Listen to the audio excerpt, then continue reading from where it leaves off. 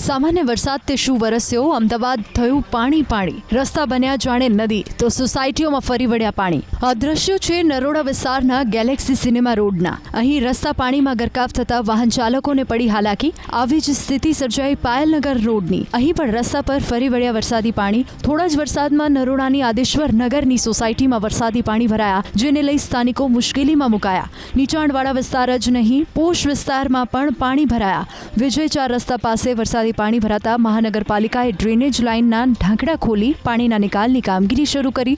સામાન્ય વરસાદમાં જ પાણી ભરાતા અમદાવાદ મહાનગરપાલિકાની કામગીરી સામે અનેક સવાલ ઊભા થયા છે. સૌ કોઈના મનમાં એક જ સવાલ ઉઠ્યો, વડોદરા જેવો વરસાદ વરસ્યો તો કેવો થશે હાલ? વડોદરા શહેર કે જ્યાં ગઈકાલે 13 ઇંચ વરસાદ ખાબક્યા બાદ હજુ સ્થિતિમાં નથી થયો સુધારો. વડોદરાની વિશ્વામિત્રીની નદીના જળસ્તરમાં સતત થઈ રહ્યો છે વધારો, જેને લઈ પ્રશાસનની વધી ગઈ છે ચિંતા. વિશ્વામિત્રી નદીની જળ સપાટી 28 ફૂટને પાર કરતા કાલા ઘોડા બ્રિજ બંધ કરી દેવાયો છે, તો શહેરમાં હજુ નથી ઓસર્યા વરસાદી પાણી.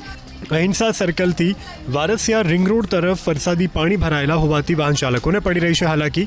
શહેરના પાણીગેટ વિસ્તારમાં તો સોસાયટીમાં અને કોમ્પ્લેક્સોમાં ભરાયા છે પાણી.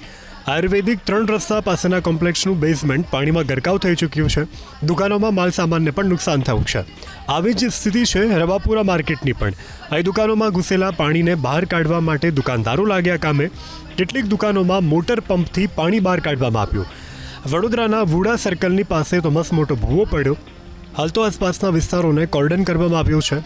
વરસાદી માહોલની વચ્ચે સમા પોલીસ સ્ટેશન જર્જરિત થયું. પોલીસ સ્ટેશનમાં પ્રવેશવાના ભાગે જ ઉપરના ભાગે પોપડા તૂટ્યા, જેને લઈ સમા વિસ્તારની મામલતદાર કચેરીમાં હંગામી ધોરણે પોલીસ સ્ટેશન ખસેડાયું છે. સમા વિસ્તાર નીચાણવાળો હોવાથી બ્રિજ પર લોકોએ પોતાના વાહનો પાર્ક કર્યા. વરસાદી પાણીમાં વાહનો ગરકાવ ન થાય તે માટે લોકો પોતાના વાહનો બ્રિજ પર પાર્ક કરી આવ્યા. 1 કિલોમીટર સુધી વાહનો પાર્ક કરેલા નજરે પડ્યા.